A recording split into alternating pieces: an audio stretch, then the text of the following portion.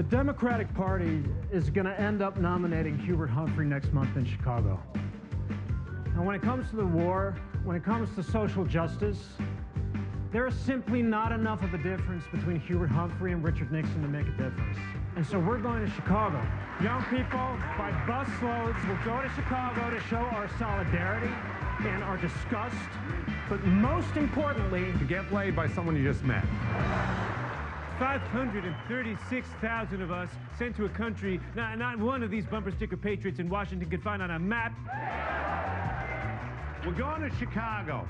Anyone who stays in the park, sings Woody Guthrie, they're going to be fine. But the cops going to be a half inch from losing their f***ing minds, because Daley's going to wind them up to make sure of it. We're going to Chicago peacefully. We're going peacefully. But if we're met there with violence, you better believe that we're going to meet that violence with... Non-violence. Always non-violence, and that's without exception. What if the police start hitting you? Why would the police start hitting me? What if they do? I'll duck. David, he watches the news. I've organized 100 protests. This one will be no different in that it almost certainly won't work. We interrupt this program to bring you a special report.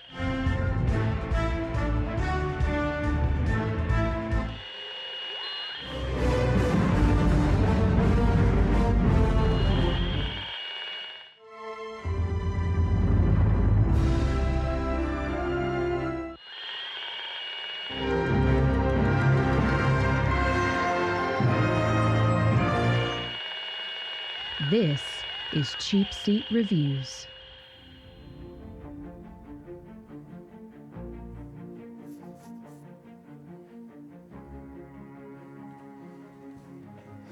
Hello, and thank you for listening to Cheapseat Reviews, the podcast that explores the Hollywood film industry for the greater good.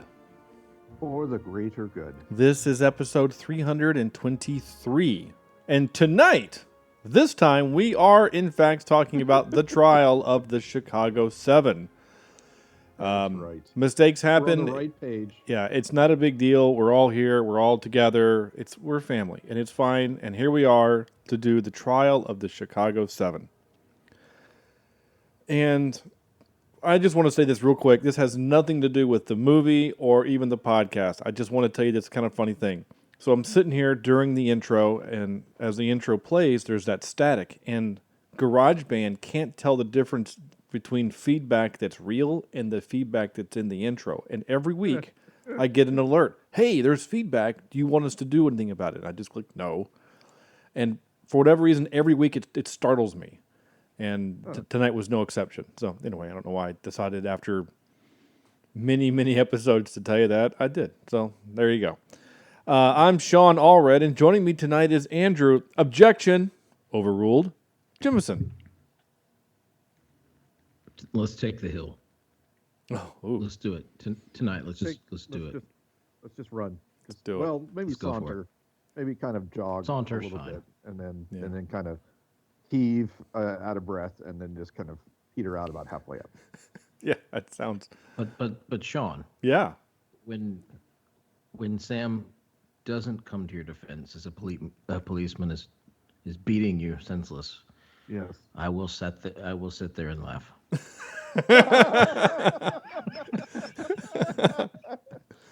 He has come to the dark side. I'm curious at what I just thought I would help Sam out tonight a little bit. I don't know. It's funny. I was just thinking about that. I'm curious as to what part are you laughing? The part that I'm being beaten with a nightstick, or the fact that Sam is actively not assisting me? Like, which part is the funny part? Yeah, the part that Sam's not doing anything. That's not that you're getting this. I'm just sitting there eating popcorn. Yeah, I'm enjoying the moment. You're actually egging on the cop.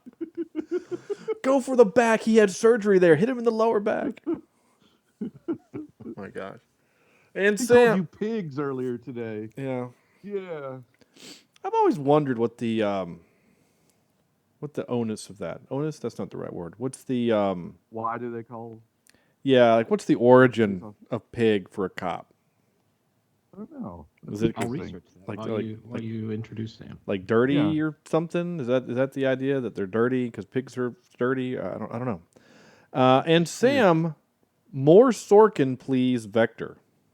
Always more Sorkin. It's like cowbell. You can never have too much Sorkin.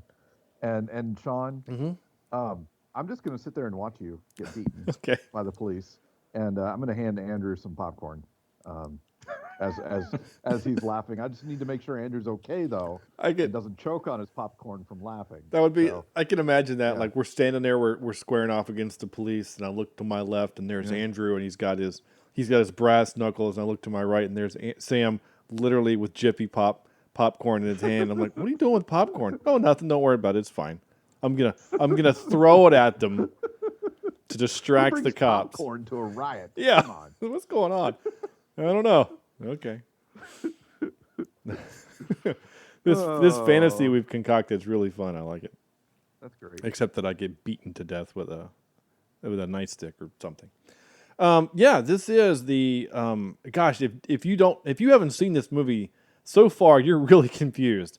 The Trial of the Chicago 7. This is a movie that, like I said last week, or maybe I didn't say it last week. Well, I'll say it now. This is a good movie, and I think needs to be seen. This is an award.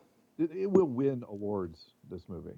This is the acting, the writing, even the directing. I just think if we have an award season, and if this is eligible, this is going to be up there.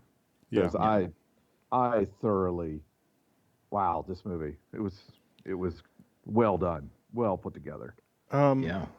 So just real quick, we haven't done this in a while, but I feel like this is a Netflix original. Aaron Sorkin wrote and directed this. It has a bunch of really good actors that we've heard of, and we'll get there in a second. But I just want to give you a brief synopsis. The story of 7 people on trial stemming from various charges surrounding the uprising at the 1968 Democratic National Convention in Chicago, Illinois.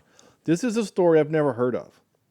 No, me neither. I don't really know a lot about my political history in America. That's a big shock, right? But there's just so much of it in our short country's history, or in the history of our country. I guess it's still pretty short, but we're not Napoleon short. But we just haven't lived very long as a country, right? And so it's not like we're Napoleon short's pretty funny.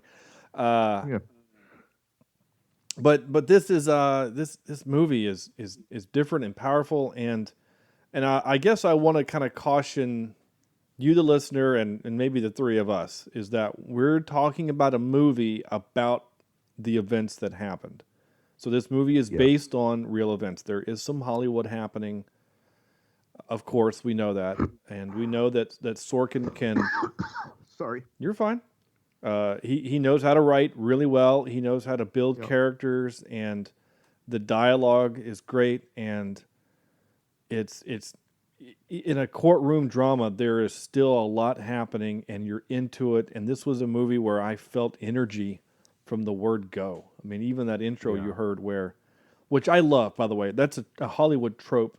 It's a technique that directors use, and I love it when you have different people who are completely different world. They're not even near each other, but they're finishing the thought. Yeah. And my favorite example of this is in The Fifth Element, when literally you have 2 groups of people telling a story to another person, and they're finishing the story, but from one point of view versus the other. And it's brilliant. And that's why I love that movie, among other really many dumb reasons. But this movie does that also really well, and I think it's great. So, with that all being said, this movie deals with some kind of dirty cops and some bad politics and some, we're kind of in this environment right now of, if you're listening to this podcast in 2022 or whatever later, 2020 was the year of defund the police and riots for police brutality. And this podcast is not the show that talks about those things. We just don't. And we are not here to talk about our political views, though sometimes we let slip some things, which is fine. But I just want to be kind of clear that we're talking about a movie, and these things happened. Whether you want to believe it or not, these things happened. So Yep. I just want to get that out of the way, just in case. We don't get email very often, but just in case someone says, I'm not going to listen to your show because you're hating on the police. It's like, well, okay, but these things happened. So just throwing that out there to begin with. Real quick, as you're talking about the hating of police, the term pig, right? From the Dictionary of Buckish Slang, the University of Wit and Pickpocket Eloquence, published in London in 1811, it says, in this text is a pertinent question. A pertinent question is, the pigs frisked my penny and nailed my screws, which in modern English means the officers searched my house and seized my picklocks. And this article goes on to say that this was firmly established in the 1960s, about this time that we're watching, that cops became known as pigs. Interesting. So there we are. But I don't think you answered the question. Where did it come from? I mean, you just said that it was a 1811 British thing. That's when it was first published, first used, in the sense that it talks about the officers who searched his house are the pigs that frisked my panty. Right, but okay. But we're still not getting to the crux of why it's like, I know why a cop is called a cop. Do you know why a cop is called a cop? It does talk about how later on, and I don't know if this has anything to do with it, but it does talk about how in Orwell's, is it Orwell? Is it Animal House? Yeah. Animal Farm? Animal Farm. Not Animal House, that's different. How the pigs were in charge of the farm. Okay. All right. So, I mean, that makes a little bit more sense than just some dude used the word in 1811, and then in the 1960s, people were like, hey, that's a good idea. The Orwellian idea of Animal Farm with the pigs are in charge, so we're gonna refer to officers who abuse their power like the people in that book, or the animals in that book. I'm with you there. Now this is not a deep dive research, so if a listener hears this and has a different answer, please let us know. Well, so and the reason why because cop, right? We hear the word cop, and when I was working. In the days at Carowinds, we had a cop when we would do big events. We had a cop, for the event, and he and I are hanging out, and there's a couple of other people, and I referred to him as a cop, and someone was like, "I thought that was a bad word," and I said, "I'm not." I said, "Can I speak for you, officer?" And he's like, "Yeah," and I said, "No, cop is, they're proud to be cops," and he's like, "Absolutely." He says, "Cop is not there's nothing wrong with being a cop," and then I asked him, "Sir, what does cop stand for?" And he said, from what he was always been told, it stands for Constable on Patrol. Oh. And I said, I heard a different story in that the original police officers that were, when they were first forming the police in the United States, their buttons were made of copper. And that's why they were called coppers. The police were called coppers because they had copper buttons. And then it just got shortened to cop. He goes, that actually makes more sense. I said, well, okay, well, there you go. So anyway, either way, it's kind of neat. So to this movie, like I said, Aaron Sorkin wrote and directed this thing. I had no idea he directed this. I just didn't know. I mean, Sam, you mentioned this movie more than a few weeks ago, about 5 weeks ago. You said, we need to do this movie for the show. It's really good. I'm like, all right, sounds great. And then I'm like, I don't know anything about this movie. And so you were just talking to me. He goes, oh man, it's got Eddie Redmayne and Borat and a couple other guys, and the guy that played Robin. I'm like, oh, okay, that sounds great. And then when I was preparing it to watch this thing, I was like, oh my gosh, yeah, Sacha Baron Cohen, Jeremy Strong, John Carroll Lynch, who he's one of those actors that's been in 1,000 things. Yeah, his face is very familiar when you see him. Yeah, he's in The Founder, right? We saw him. Yep. He's the other brother. He's the main brother. He's not the guy. One of the McDonald brothers, right? Yeah, the McDonald brother. He's not the guy from Parks and Rec, but the other brother. Yeah. And he's from Fargo. He's the guy that's trying to make the stamp. Yep. And so many other great things. And who else? Mark Rylance, who won an Oscar for Bridge of Spies. Joseph Gordon-Levitt. Frank Langella. My goodness, the guy Frank Langella either won an Oscar or was nominated an Oscar for playing Richard Nixon in Frost v. Nixon. Yep. And Michael Keaton he's only in this movie for 5 minutes and is amazing in those 5 minutes. He is so good in these 5 minutes. It's incredible how good he is. Yeah. I love old man Michael Keaton so much. Right. Yes. I just want to like. And I'm so glad he came in as the Vulture. And if we don't see him character, as a right. If we don't see him as an old man Bruce Wayne, I'm going to be really ticked off. Right there with you because I totally agree. That would be a cool story. That would be a neat story. Just an offshoot. I mean, right now DC doesn't really ever have its act together. They keep introducing random things. There's no continuity in which I've gone on it. I think what they should do, to be honest, is let's pretend that after Batman Returns, nothing happened.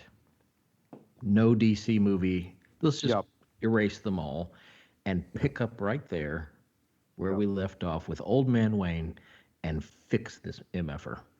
That's what I think. I like the idea. I like that. Well, I mean, I know. It's all been a bad dream. But that would be kind of a neat story, right? Like if DC wanted to create the Keaton timeline, and it shows, they pay respect to the actor that played Alfred, who passed away some time ago, and it pays respect to that original Batmobile and Nicholson, not the golfer, as the Joker. Like, I'm with you, Andrew. I think that's a great idea. And then he's grooming the next guy. I think that's amazing. Yep. Let's do it. Let's who do we need to talk to? I don't know. Did we this movie, let's get into it. 5-word review. Sam, you're up. All right. So hold on, let me pull it up here. I've got 2 of them. All right. And the first one is "'Tis an Award Season Magnet." Oh, wow. Okay. Yep, "'Tis an Award Season Magnet." And then my second one is "Lightning Rod for Social Justice," in terms of what's going on right now in our little world and what was going on then. There could be some pretty stark similarities and just some interesting parallels between our world now and that world then. And but let me tell you, guys, this is one of the better movies we've seen in a long time, and we've seen some pretty good movies lately. We have, we really have. And I had a great time with this. It was like seeing an old friend again. The Sorkin in this is deep and is good.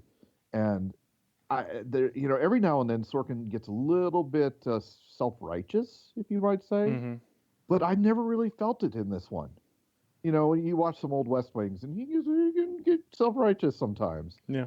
But this is the first movie I've seen in a long time where I literally yelled at the screen.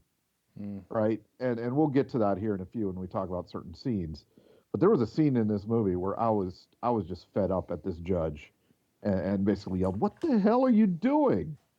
And the lack of justice in that courtroom was just blew my mind that in America, even back then in America, something like this could happen. And it was such an amazing window into this event. I had no idea this happened, and for some reason I thought it was.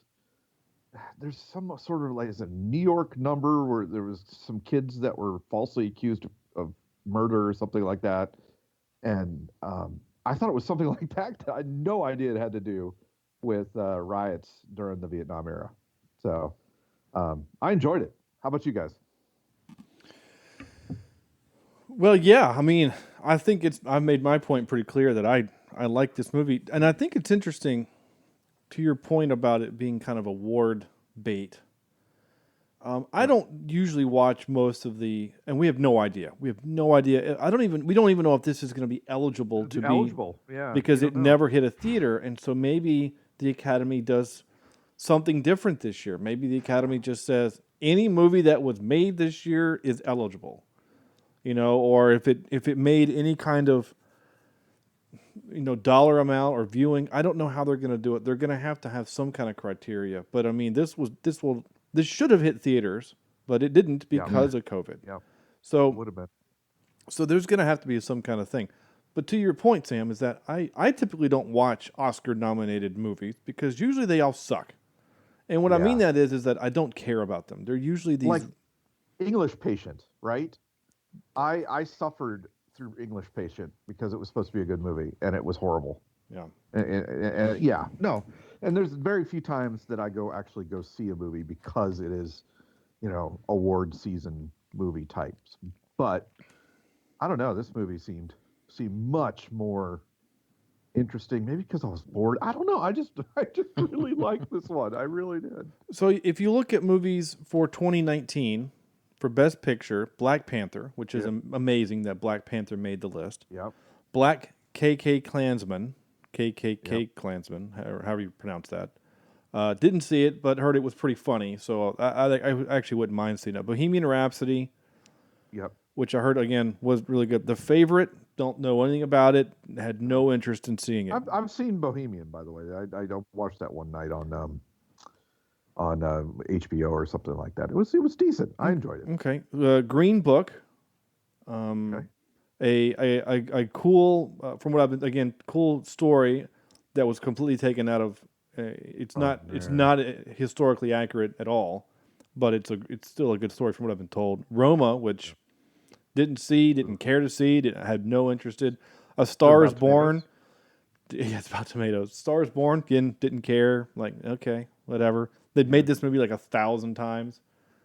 And Vice, which I kind of wanted to see, but not really. Mainly just for the sideshow kind of aspect of it, because Dick Cheney just seemed like a crazy guy. So, yeah, I don't know. I just didn't... And honestly, that year might be different. I don't know. Most of the time, I mean, like you have the movie like The Artist. Who saw that movie? Like no one saw that movie. I tried watching it, but that's the black and white one, right? Yeah. Yeah. I just couldn't get into it. Yeah.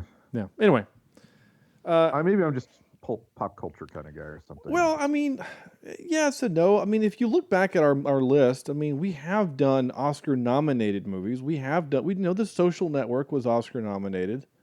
Yeah. And The Adventures of Tintin was nominated for animated film. Yeah. But Wolf of Wall Street. Wolf of Wall Street, yeah. Yep. Hacksaw Ridge was nominated. I don't remember if The Matrix was or not. I can't remember. I just don't remember. Let's see. I'm trying to think. A Quiet Place got a lot of good whatever. I don't know if it was nominated, but it got a lot of love. Bird Box got a lot of love. Spider-Man and the Spider-Verse. So we have done. There are exceptions, I think. But I think I still hold by my statement that most of the time, your Oscar bait kind of movies are just they're these biopics about really horrible things, and it's just about the worst of humanity. And this movie kind of is that too. Honestly, there's a lot of kind of the bad of humanity, and it's about these 7, ultimately 5, well plus the lawyers 6 and 7. Yeah. So 7 really. People just kind of trying to make a difference and make some change. Andrew, what was your 5-word review for this movie?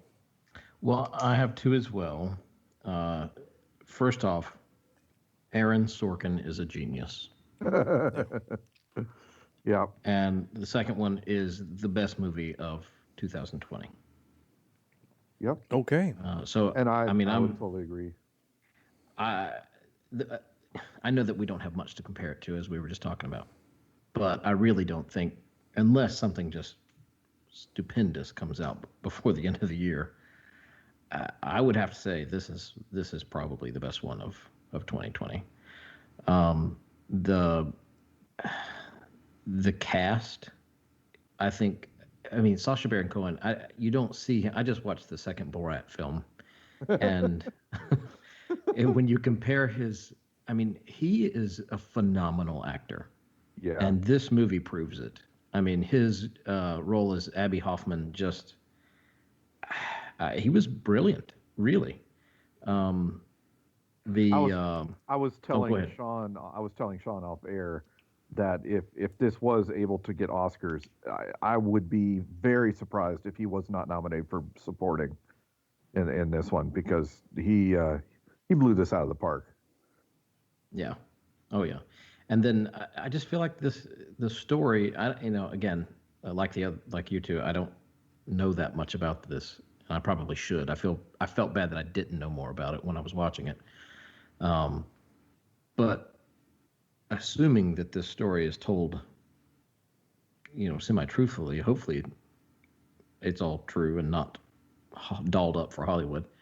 But the story was just told amazingly, and I have a lot of props for Sorkin for not only directing this but writing it, and it's just like I said, he's a genius.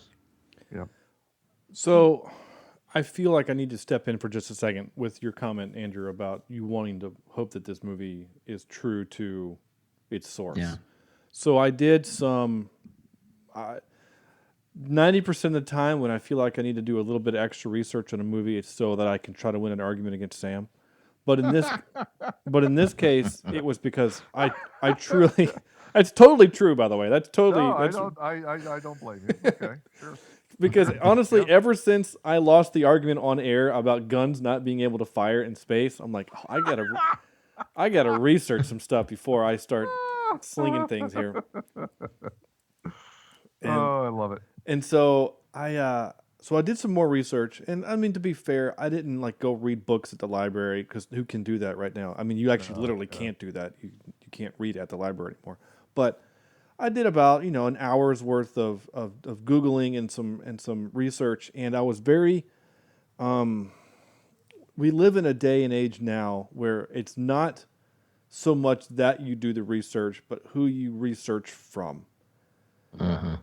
So it's I can't just Google this and find the Wikipedia page, because people don't take that as real, because it's editable. Right. So the most of what I read was from the Smithsonian magazine. So I'm going to go on a limb and say that seems like a reputable magazine, the Smithsonian. Yeah. And so to your point, Andrew, is that the majority of the movie is historically accurate, but what Sorkin was trying to get across was the tone and feel. There are details that are incorrect, but they don't. It kind of doesn't matter. But for the most part, but the tone, the feel, the energy of the time is what he was trying to capture. And from the magazine article that talked to people that are still alive, that were there, were like, yes, this movie brought me back to those to then. Now, of course, I mean, it's not like with The Social Network where what's his name comes out and says, well, they got my clothes right, but nothing else. Zuckerberg, thank you. People are coming out saying, yeah, that's pretty much what happened. I mean, there's some things that they added for dramatical effect, but you can look at this movie as a snapshot of what that was in time and what it was like. So I once I read that, I felt both better and saddened. Yeah. Yeah. Well, I mean, you definitely felt how sinister and dark, like that. Even I was talking to my wife about the lighting on my screen. I turned the brightness all the way up on my screen because I thought maybe it was not right, but it was filmed dark. Right, there was a darkness to that. Especially when you're in the courtroom. Yeah. And you felt it, and Sam wanted to just reach through the screen and just pop that judge right in the face, punch him in the tooth, it just. Yeah. Especially when the guy was bound and gagged, you know. Oh, that was my moment. That was the moment where I was fed up and just I could not believe my eyes that this was happening in America. I'm just flabbergasted. The thing that I guess really makes a good movie is, I have a rule if it keeps your attention. Of course, this one kept my attention. But more than that now, I think it offers all these different emotions. Like there were moments where I was laughing. There were moments where I was just heartbroken. And then there were moments that I was fiercely angry. Yeah. And I think that if a movie can do that, if it can make you feel all these feelings, then obviously there's something good about it. Yeah, and isn't that why we go to movies? Isn't that, I mean, that is the reason we see movies, not to get angry, not to feel that way, but to feel that way without. I mean, you want to be affected. Yeah, exactly. Exactly. I want to be scared to death at the start of Saving Private Ryan, right? I want to be in awe at the end of Avengers Endgame. I want to cry when the Titanic sinks or whatever. It's just, that's why we go to movies, is to literally feel those emotions. Yeah, you're all over it. I was thinking the same thing, but you were on a roll, Sam. So go for it. Sorry. No, don't apologize. You're literally taking the words out of my mouth, because you're right. That's why we go to movies. It's, some people say it's for escapism. Well, yeah, it's the escape because the emotion that you're currently in, feeling, sucks, and you want to feel something else. So you go to a movie and you watch it and you feel better. You watch you watch Star Wars because it's fun and the stories are cool, and there's laser swords and droids and whatever, but what makes Star Wars great is the story. And the storylines. I mean, that's what makes Mandalorian right now so interesting, is because it's this really great, Western about this guy going across the desert of space and in search of something. It's that's what makes it great. So this movie does all of those things. It makes you feel. And I wasn't ready to throw anything or yell at my TV, but when that moment happened, Sam, and I had to remind myself, this is 1968. Like, no. Yeah. I'm honestly not that surprised it happened. Now, here's the part. I'm going to skip ahead a little bit for trivia, because I got a lot of trivia. But the part that blew me away, and I'm going to read it here. Judge Hoffman's appalling treatment of Bobby Seale is true. Bobby Seale being the person who was that black man in the trial, who was ultimately there for no reason other than just to have a scary. Well, they mentioned he was there to make them look bad. Yeah, he was there to be a scary black guy. Yeah. Yeah. The appalling treatment of Bobby Seale is true, but if anything, it was worse than is depicted in the movie. During the real trial, Seale was gagged and chained as shown, but the film implies this only happened once for a short time, and that the egregious nature of his treatment immediately shamed the prosecution into moving for a mistrial and a separate trial for Seale, when in fact Seale was first bound and gagged on October 29th, 1969. He had to appear in court that way every day until his trial was severed on November 5th, 1969. So doing my math, that's what, 8 days? Of being gagged. Yeah, 8 days, gagged and chained in a chair. For really no reason. I mean, he was just... For being disruptive in the eyes of the judge. And maybe the reason why Sorkin does it the way he does it is because we don't necessarily want Gordon Levitt to look like a bad guy. Maybe his point isn't that. Here we need a sympathetic character on the side of the prosecutor. We want to maybe he's trying to make it clear that it's not all of the. There's no way to say it. not all of the Republicans are bad, right? Like, well, and I think too, he's trying to make the statement that there is there's good people, and the justice, real, true justice, is out there. Yeah. You know, but Are I you don't saying know. there are good people on both sides of the issue? I was trying to avoid that phrase for that very reason. Oh. Yeah, I was going to say because of context matters in that situation. Oh yeah, it does. Yes, context matters. I think you can say that people are misunderstood on both sides. Yeah, I don't know that. I can agree with that. I don't know that I agree with our president on his statements, but yeah, I don't think. Yeah.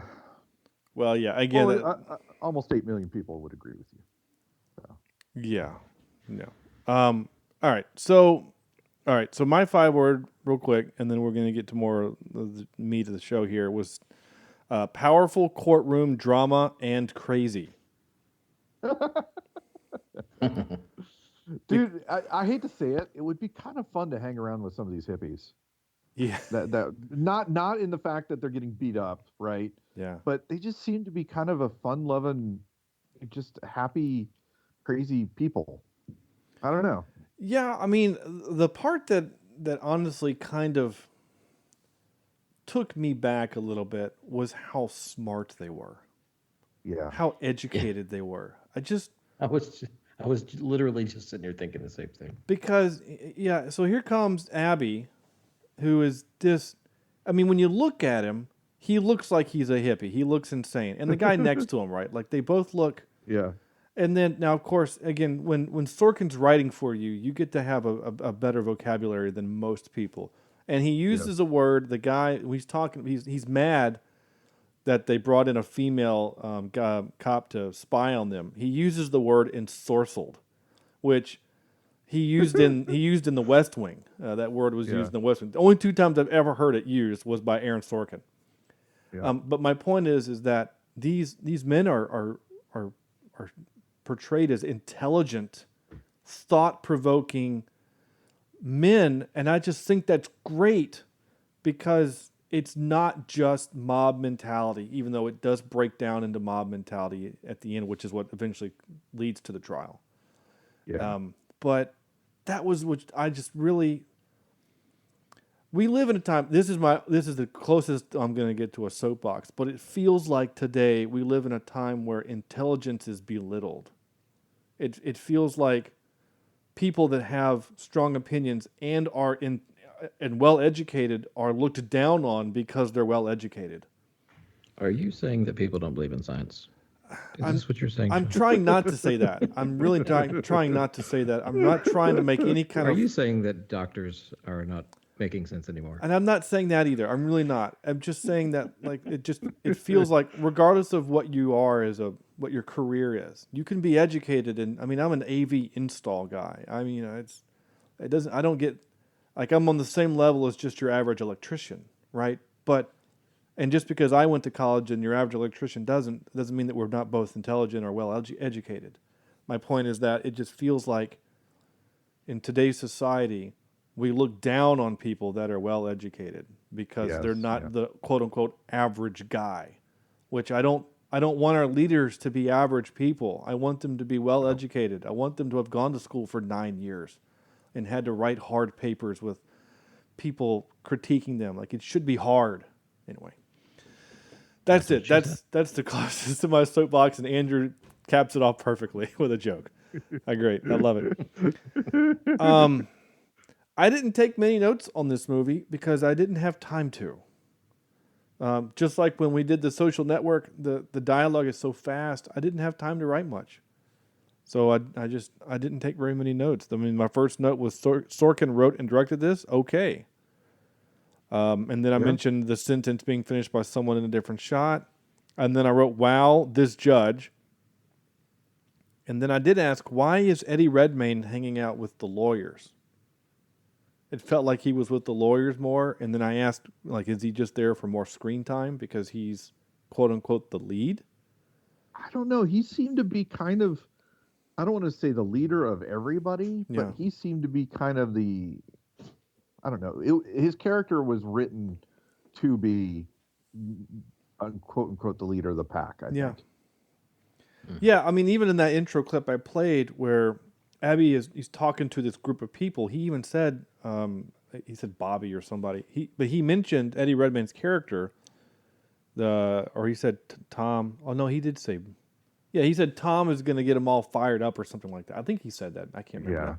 But like, we're establishing pretty early on that Eddie Redmayne's character, he is kind of he's kind of a big deal in this movement. He's not just some dude. But it still felt weird that he was there with the lawyers, in my opinion. Because it felt like his only purpose was to give a comment to Michael Keaton, so Michael Keaton can kind of throw it back in his face a little bit, but with a smile, you know? Yeah. God, Michael Keaton's so good in this movie. I will agree. And then my last note was simply, I know the end with the reading of the names is a powerful moment, what with the music and the clapping, but that's going to take a long time to read, and eventually you're just going to be standing there listening to a guy read names. Yeah. You know, like... at one point did the audience like, oh man, my hands are starting to... Yeah, like I think I'm gonna sit this out. I'm gonna stop clapping and sit. Yeah, I mean, I think we've all been there though. Yeah. Look at your watch, right? Yeah, at about 2,000 names, you're going to be looking at your watch going, I'm kind of hungry. You want to go get a burger? We can get a burger and come back. You'll still be reading. You know? So, I mean, I've been to concerts before where we've had 2 or 3, like, the performers come back out on stage, you're still clapping. And by the end, you're like, okay, I'm done clapping. Don't come back out again, please. Yeah. Stay off stage. Yeah. Enough, people, enough. Yeah. So I'm going to play some clips now. And those are going to be fun. And then the trivia, I think we're going to get some more fun conversation simply out of the trivia. So most of the clips were some of the kind of humorous moments of the movie, and there are a bit of them. There are quite a bit. In a movie that's this serious, there are some funny moments. So the first one is about an egg. You don't know what to do with the egg now, do you? No. I actually had to rewind that and watch it again because I missed it. Like I blinked or something, looked away from the screen for a second. Yeah. And I had no idea that he had caught the egg. And I was like, where the heck did the egg come from? And he's just like, he's so proud that he caught it. And now he's just like, I have this egg. What do I do with this egg? This is what I'm talking about. Like there were moments that you laughed because like when that happened, I literally laughed because I thought, well, I mean, my take on it was a little bit different because there was a random egg that just appeared. Yeah. But even when I rewound it and watched it back, I was like, oh, okay, I get it. And that was still funny. Yeah. Scary hats. And take your very scary hats off. There you go. Scary hats. That's the whole sousaphone section. Appalachian. Sounds about right. Yeah. That's just Black Panthers. And I have to say it, but every time I think of the Black Panthers, I don't think of the comic book Black Panther. I think of the line in Forrest Gump where he says, yes. I'm sorry I interrupted your Black Panther party. Like, it was called the Black Panther Party because they were having a party with people that were referred to as the Black Panthers. I just love that idea. This clip is entitled, Cows Are Smart. Abby's smarter than you think he is. Cows are smarter than I think he is. I need to remember that echo. Okay. That comment next time someone says something like that. Sure. So. No, I got you. Yeah. I will say this. I think it's interesting that like of the main group of actors that kind of comprise the leads in this movie, none of them are American. Yeah. You know, I just think that's funny. Here's our guy with the word ensorcelled. You wire up a dope dealer, be a man. You don't send a woman to ensorcel me. Huh? Oh, it means to enchant, only to have her crush my soul. How long did you two know each other? 93 hours. Could have been a lifetime. For a fruit fly. Enjoy your weekend. For a fruit fly. That's great. And I liked the way he talked, that guy. Like, he's doing that kind of stereotypical hippie man, you know. Yeah, It's like man. Cheech and Chong almost. Yeah, it's like he watched a bunch of Cheech and Chong movies, but as Aaron Sorkin's voice. Yeah, it's not a dumb. It's not. hippie. It's it's not a Cheech and Chong kind of idiot, sayings. It's just very well done. Yeah, That's all I gotta say. And like, we've all known people, or maybe not. I don't know. I know I have who just talk at a different pace, but it's not because they're slow. It's just that's just their natural cadence. I mean, I worked on a movie with a guy who took 30 seconds to just tell you about that he had a good day. It's just the way he talked, but he wasn't slow. He was a very, very bright guy and was, in fact, way smarter than me. And he was working for me on this particular movie, but it was just the way he talked. So I just think that's interesting that like he's going full kind of hippie with the way he talks, but again, he's using words like ensorcelled, but because Aaron Sorkin loves that phrase. A cow for beans. You're trading a cow for magic beans. That ended up working. What? The magic beans. There was a giant up there. Oh. I can't remember what happened after that. The little boy may have gotten eaten. Yeah, the giant turned out to be nice. Are you sure? No. It's almost hard to believe the seven of us weren't able to end the war. So we started giggling because it was funny. The last part of the line I think is important. Just a second. It's almost hard to believe the seven of us weren't able to end a war. There you go. I love that line. Of course, here I am saying that he sounds intelligent, and then he goes on. He can't remember the bit, but he's not wrong. Is the idea is that like he trades the cow for beans, but it worked. I missed a scene. It's 32 seconds long, and it's part of the Michael Keaton bit. That's what those two men came to tell me, that if John Mitchell wants to cut me in half, he can and he will.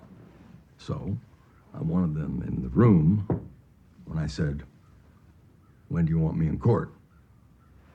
Mr. Clark? I'm sorry? Swear me in, Bill. It is against the law for you to testify, Ramsey. It is as simple as that. It's General Clark. And arrest me or shut the up. Yes. God, he's so great. More Michael Keaton, please. Yeah. He's so good.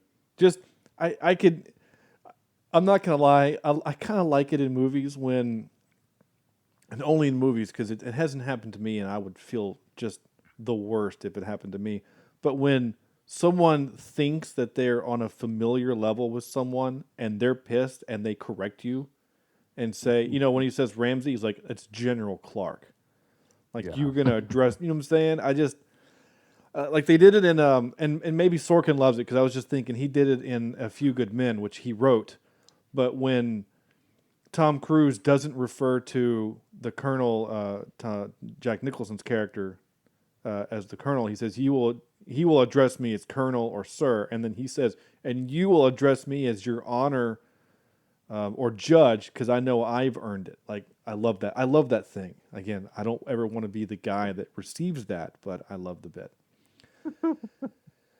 And here's some more English, in case you need a little bit of English history or English literature. No, what's the word I'm trying to say? Writing class. Here you go.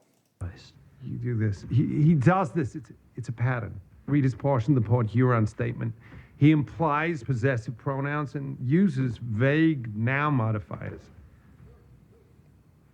You read the Port Huron statement? I've read everything you've published. I didn't know that. You're a talented guy. Except for the possessive pronouns and the vague noun modifiers. It didn't occur to me until listening to it without the visual. He kind of sounds like Christopher Walken. A little bit, yeah. I'm gonna play that back a little bit. Pretend that's Christopher Walken. You do this. He does this. It's a pattern. Read his portion of the Port Huron statement. He implies possessive pronouns and uses vague noun modifiers. Oh my gosh. Oh, totally right. That's hysterical. I mean, when you're looking at him on screen, like you're just like, okay, that's Sacha Baron Cohen, but oh my gosh, that's Christopher Walken talking to us right now, guys. That's crazy. I wonder if that was his source for. It wasn't. That was his inspiration. No, according to what I mean, he's English, right? So Yeah. he's English, so he has to have an American accent, and then he had to have kind of that New York accent or something, right? And I'm wondering if he used some of Walken, watching Walken talk or something. Well, that's literally the first piece of trivia, and so we'll go ahead and do this. And now for some more bad news. Ready? So the first piece of trivia I wrote or copied was Sacha Baron Cohen admitted he was terrified of having to do an American accent for the film. He had used a few different variations of the accent before for comedic reasons, but never for a dramatic role. He knew Abby Hoffman had a unique voice, having a Massachusetts accent, but also having gone to school in California, and was worried that he would sound wrong. Sorkin had to reassure him that the role was, quote, not an impersonation, but an interpretation, quote, which Baron Cohen claimed did not help much. So I don't know if he had anything to do with Walken. I think it's kind of a coincidence because that's the first time I noticed it. But in that moment, yeah, it's not noticeable watching the movie. It's Yeah. not taking you out of the scene that. Yeah, exactly. He's not up there, doing a Walken impression. like I didn't even notice it until I didn't notice it when I captured the clip. It was literally in this moment playing it back. I thought, gosh, that sounds like Christopher Walken. Oh, that's great. In regards to the film's timely subject matter in 2020, Sorkin described the film as being more about modern day than the 1960s. He explained that, quote, the script didn't change to mirror the times changed to mirror the script, quote. End quote. Now, this movie has been in the makes for a long time. This is one of those movies that has been kind of in the hopper to be made for a while. And they were just the hoppa, and they were just waiting for kind of the right circumstances to make it.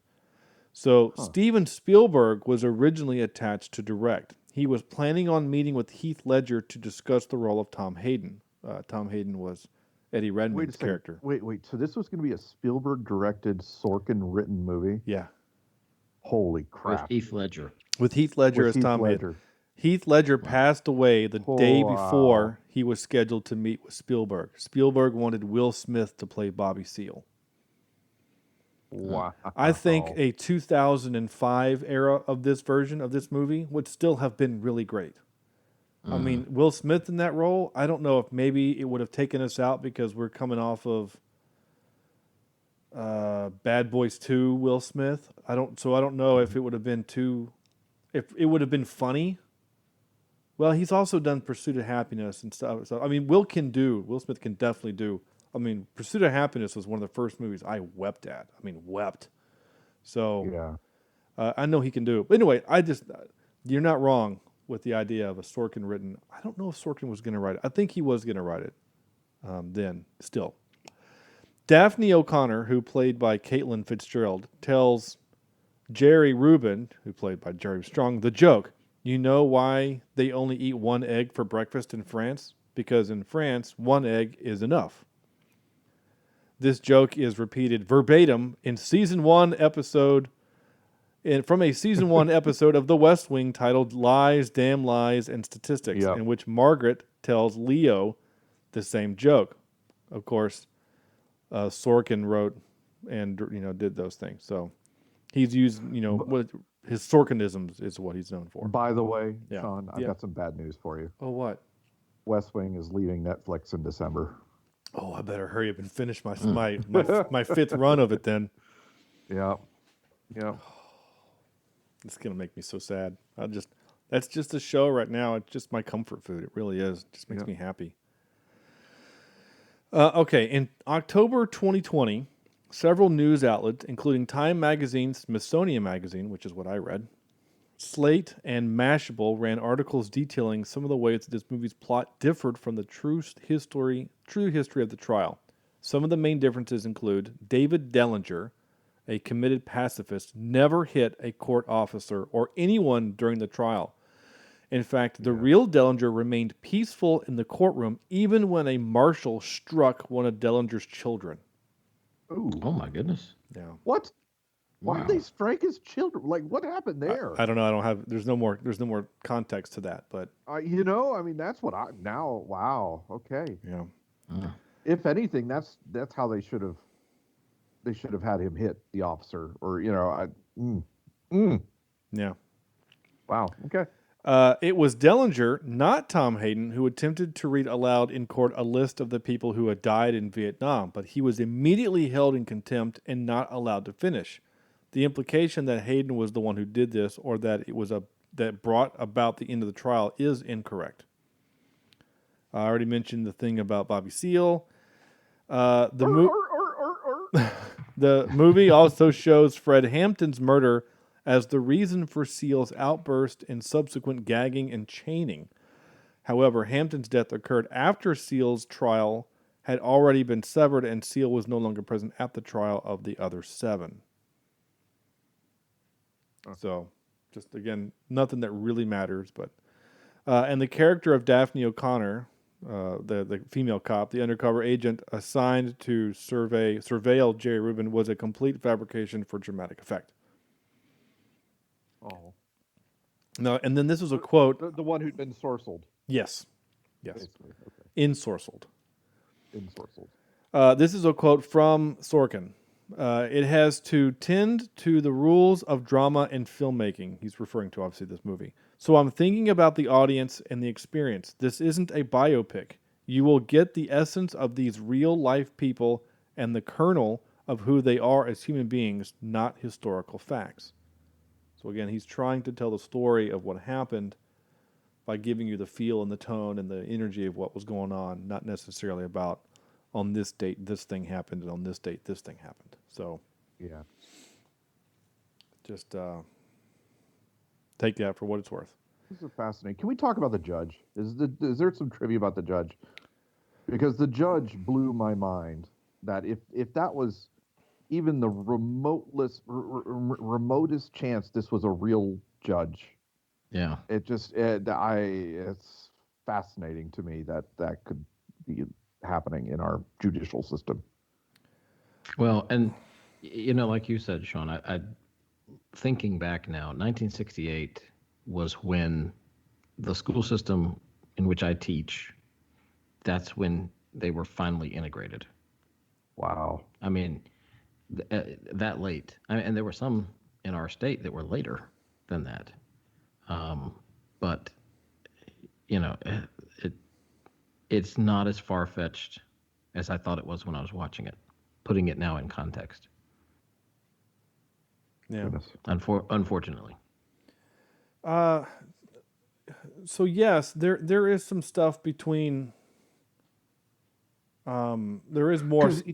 Because a human being, what a waste of a human being this judge was. Mm-hmm. I'm hoping it was some sort of mental illness that caused him to do what he did. But this was utterly and completely unfair in terms of all aspects of the process of this courtroom. So if you're listening to the show and you've not listened or watched the movie, I strongly suggest that you have watched the movie before you listen to this episode. But also, in the courtroom, both the cinematic and real-life versions, the defendants exhibited solidarity. From the day the trial began in September 24th, 1969, it captivated the media. Kunstler's defense strategy was one of disruption, and it worked. On day one, Hayden gave a fist salute to the jury. Hoffman and Rubin pretty much spent the next 4.5 months at the defendant's table, turning the trial into political theater. Hoffman liked to provoke the judge by calling him Julie and blowing kisses to the jury. On one occasion, which of course is in the movie, the two yippies, as they're referred to, arrived in the court wearing judicial robes, which they removed on the judge's orders to reveal blue policeman uniforms underneath. Judge Hoffman, no relation to Abby, was so... I love how they make that whole thing was really funny. was so angry he continuously cited contempt. Even Kunstler received a 4-year sentence, in part for calling Hoffman's courtroom, quote, a medieval torture chamber. But basically, without reading you too much more from the article, that judge was, I think I read somewhere that a group of his peers, like 70% of his peers, said that he was unfit to be the judge of that trial. And let's see, wheels of justice turned. In 1972, all charges dropped against the defendants. All the charges against the defendants were dropped, as well as all the contempts. So anyway, it's just crazy. But yeah, no, you're not wrong, Sam. That judge was just, it's amazing, is what it is, and how that one man, and the point of having a jury trial is that the judge is supposed to be an impartial. He's just there to make sure that the law happens, that the jurors get the information that they need to make a decision. Anyway, he was Judge Dredd up there, man. It was crazy. Did your microphone turn off? Is that what's going on? You're being really quiet. Yeah, I just assumed it's controllers. I bet it did. Yeah. All right. Well, while Sam tries to reconnect his, he's gone now, so we'll give him a second to reconnect to the call. Excuse me while I whip this out. And So I'm talking to you guys, and like I'm thinking that I'm being heard, and apparently I have no idea how long I was not being heard during that point. I had some pretty good points too, just so you know. Oh, I believe you. Well, good. But God darn. Yeah. Oh well. Oh man. We decided top 3 trial movies. I mean, because we have to, right? Top 3 trial movies. yeah. This is, in fact, this is the only trial movie we've done for the podcast, which is kind of amazing to think about. So there's some really good ones out there. I'll be interested to see how many we all kind of overlap with. Now, just for clarification, are we movies with a trial in them, or is this a trial movie, a movie about a specific trial? Well, I have a list of both, actually. I kind of figured since this movie was basically, the vehicle is the trial. The movie's not entirely in the courtroom the entire time, but the movie basically is about the trial itself. So I figured, So movies about a trial. Yeah. Okay. I can do that. Okay. Well, then do it. I can do that. Okay. Well, I'm going to throw this in as an honorable mention because it's not technically about a trial, but most of the movie takes place in a courtroom. Well, heck, I'm just going to call this my number 3 because I like it. Liar, Liar. Oh, sure. Carrey. Yeah, that's a trial. Yeah, I would count that. I mean, I know that most of the movie is about him trying to get out, lying and stuff like that. But I think the bulk of the movie is in the courtroom, and that's where most of the funny is anyway. Yeah. Number 2, My Cousin Vinny. Mm-hmm. With our Joe Pesci. Yeah. Our beloved Joe Pesci. Man, it's been a long time since we've got a Joe Pesci reference. Pesci reference. And then number 1, this is a movie that I don't watch that often. Matter of fact, I think I've only seen it twice because I could only bring myself to watch it twice. But it is, I think, a well-done film, and that's The Passion of the Christ. Oh. I don't think I've ever seen. I've never seen that. I haven't seen it either. For the reasons that you mentioned, Andrew, is that it's kind of a hard film to watch. Yeah, definitely hard to watch. But it's well done, well acted, and it's a trial movie. Yeah, fascinating. I do have this funny story to tell, and no one that listens to this show will care or not. I don't know, but my brother-in-law and my father-in-law, they watch movies together occasionally. My father-in-law's the movies that he likes, the band is pretty narrow, in which the movie must fit into that, this box, right? Like the Die Hard, your Lethal Weapons, things like that, that's where he wants to live, and doesn't stray away from those very often. So there has been an argument that's been kind of simmering for the last, I don't know. When did that movie come out, Andrew? 2004, 2005? We were in college, Yeah, somewhere right? in there. That's been going on for 15 years, is that my brother-in-law swears on a stack of Bibles that he took his father to see that movie, and my father-in-law swears on a stack of Bibles that he has not seen it. And every now and then, just because I like to see them fight, I'll bring that up just as a way to stir the pot in case there's too much heat on me. I'll just throw it towards them. So who do you side with? Like, who do you believe? Honestly, I believe them both. Like, I feel like maybe the intention was to take his father-in-law or his father, but they just couldn't make it work for whatever reason, and so it feels like my brother-in-law truly believes that he went, but and my father-in-law, it's not like his memory is terrible, but I think he would remember a movie like that, and that's always his argument. I would remember a movie about that. Yeah. So. But it's definitely one you don't forget. But the funny thing is like he hasn't watched it since, and so I was waiting for the day that they finally sit down to watch it, and then he goes, "Oh yeah, I have seen this." I've been waiting for that day. It's just never happened. Anyway, Sam. All right, I got it. Number 3, a John Travolta movie called A Civil Action. All right, I have that on my list too. I was wondering if he was going to get that one. It's a good one. Actually, when I talk about business ethics, I show that to my classes a lot of times. Interesting. That's cool. Because there's some interesting business aspects of that movie that blows people's minds. And my number 2 is A Few Good Men. Yeah. And I think we mentioned that before. And my number 1 is Philadelphia, Mr. Tom Hanks. Born and raised. Can't go bad with the Tom Hanks film. Yeah. I've never seen Philadelphia. It's another hard one. Yeah. It's I've not seen hard to get through, but it's incredibly good. Well done. Well, good. I also had A Few Good Men and A Civil Action in my list, so I'll swap them out with the other 2 that I had. Okay. So my number 3 will now be The Conspirator, or The Conspirator. That is a movie about the trial of, and I don't remember her name, but when Lincoln was assassinated and John Wilkes Booth was, being chased around, whatever.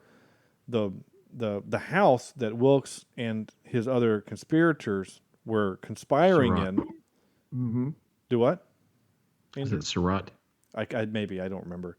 Yeah, I think so. The lady's house that they were in, she claims she had no idea that it was happening. It was just they were just renting a room, and so she was on trial as the co-conspirator and found guilty and hanged. So. But James McAvoy, the guy that played young Xavier, he was her lawyer, and that's a movie where it's like, wow, due process is not a thing, and when you're dealing with presidential assassinations. My number 2 is going to be Rules of Engagement, with Tommy Lee Jones and Sam Jackson. We were going to do that for the podcast, and I think it got pulled. Yeah. But we were going to do that. I remember putting it on the list, and then it got pulled. It's a good movie. And then my number 1 is A Time to Kill. Okay, that's another good one. Yep. Yeah, that's a hard movie to watch too, because it's dealing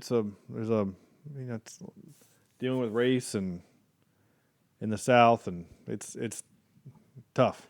Anyway, all good movies. Go watch them. There's our top 3. Time for this last bit of business. Wait, what's supposed to happen? We're going to give this movie a score. We're going to score this movie. Not that we're going to provide music for it. I just think we're going to give it a score from 0 to 10. Andrew. Yeah. Well, I'm going to have to... Hang on just 2 seconds. I like to just see what...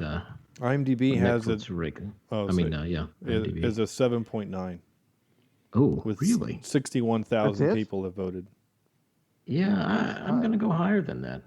I would I'm going to be at about let's do an 8.6 out of 10.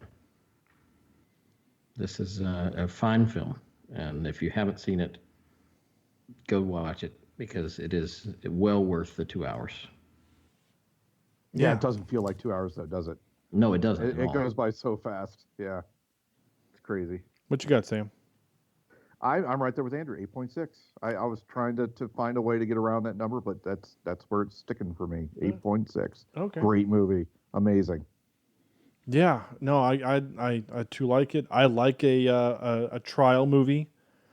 I like when you have to be clever, and I also it's you said, Sam, that this was an emotional movie. It was emotional that it made me cry. It was emotional that it made me all hot and fired up and happy and happy or laughing and sad, and it was emotional. And this movie did all those things. And it also made me kind of learn a little bit about history. I did I did a little bit more research than just the movie showed me, but there was some crazy stuff that went on during that time, and it just kind of makes you wonder if the Democrats had a decent nomination. Would the Vietnam War had gone on as long as it did? Right. But then again, I know Lyndon Baines Johnson got us into Vietnam, so a Democrat, got us there. But would a different one had pulled us out sooner? Who knows? Anyway, also what she said. Yeah, thanks. I don't want to give it an 8.6 because that's too easy on the math. So I'll do. I did like it, and I liked it a lot. So I'm going to give it an 8.77. Okay. And that makes the math work out pretty good there. So there you go. 8.656 repeating is our number there. Perfect. And I think that's a good score. And I was curious too, as like you guys said, it's only ranked, at like 7.9. When you click on reviews on IMDb, as I'm scrolling down, everything is 9 out of 10, 10 out of 10, 9, 10, 8 out of 10. So the people that took the time to write reviews liked it, and I guess the people that only took the time to click the little star at the top didn't as much. Something I can think of. Anyway, go watch it. I know we've said that like 11 times. Oh, and by the way, the Abby Hoffman, they cast Sacha Baron Cohen perfectly. They look identical. Yeah, identical. Yeah. Really? I haven't seen the original. Yeah, I'm gonna send you the link to the Smithsonian article, Andrew, and just scroll down real quick, and you will see a picture of Abby Hoffman, and it is amazing how close that they look together. I mean, it's crazy. So, I'm sorry. Finish what you're doing, then I have something just an idea I want to throw at you. Oh, that's it. I'm literally about to read the outro for the show. So yeah. So we're thinking of movies to watch, and this just hit me as I was scrolling through just to see what's coming in December to Netflix. My wife was watching and loves to watch, and we've never done one of these. Now, hear me out. Uh-oh. These Hallmark movie. Hallmark or a Lifetime type movies. Well, we can't do Lifetime because the guy is always at fault. But yeah, I'm with you on the Hallmark. That's true. Well, we've never done one, and I know there's a couple on Netflix because I saw her watching one the other day. So I don't know. What are your thoughts? Is it something that would be worth our time, or is it something we know that we'll hate and we don't want to do it anyway? So here's my 2 cents about the Hallmark movie Christmas thing as a thing now, right? And barring 2020, which I know is an exception, for like the last 5 years, my wife, those movies are on from June until about January. There's Hallmark is on our house. I mean, I'll be real honest. We have Dish Network for 2 reasons: for the NFL package and for Hallmark. If I could get my football and Hallmark streaming, I would. But right now, that's not. Anyway, not the point. My point is that I think these movies are kind of garbage, but they're junk food, and they're great in that way. Like, I never care that my wife's watching them. I don't care that my kids are sitting there watching them. Yes, I will do my best to not make fun of them, because because of what they do in the movie. It's like, oh no, the Christmas tree farm business is going under. Well, we'll just use the internet to save the day. Oh, wow, no one thought about the internet to make money.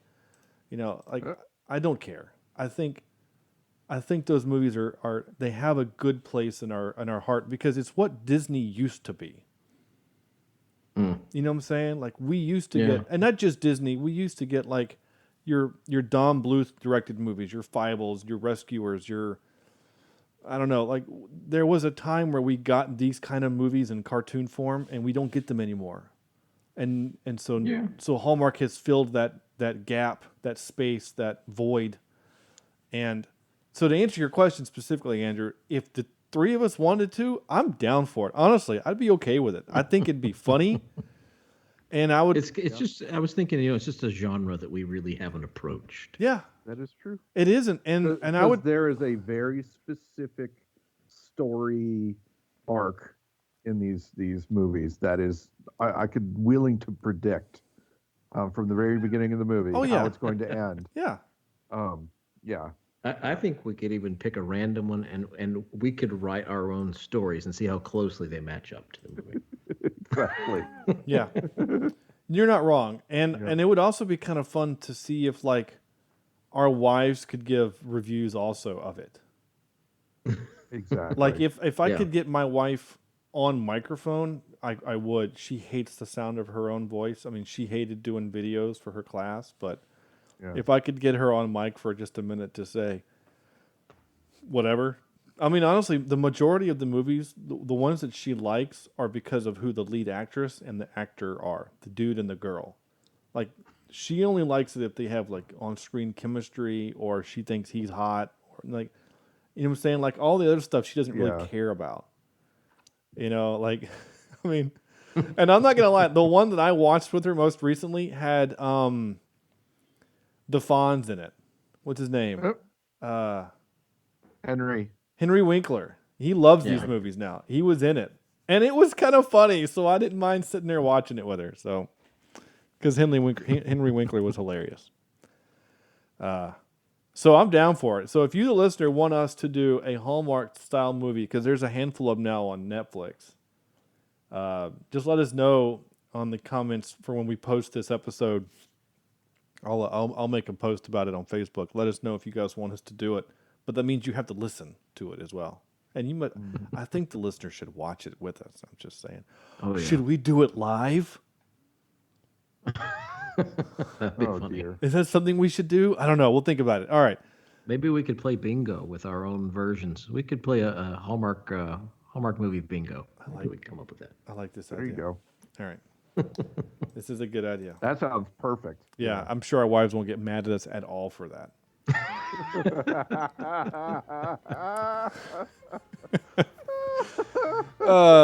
Speaking of getting mad, go to iTunes, Google Play, YouTube. Where else are we on? We're on Pandora.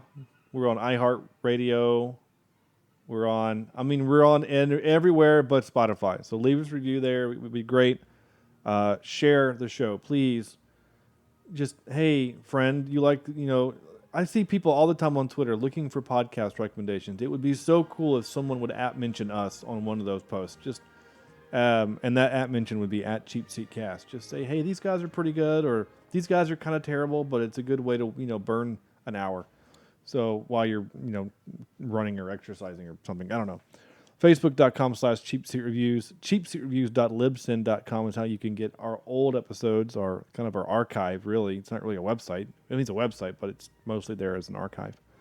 CheapSeatReviews@gmail.com is our email address, or if you want us to do a Hallmark-type movie for Christmas, let us know, because I think we seem to be open to the idea. I think it'd be kind of fun. That's going to do it. This movie was great. Go watch it. The Trial of the Chicago 7. Like, seriously, go watch the movie. It's not very Christmas or Thanksgiving oriented, but it's still a really good movie. So, on behalf of Andrew and Sam, this is Sean saying thank you guys so much for listening, and we'll see you next week for Enola Holmes. We're doing Enola Holmes next week.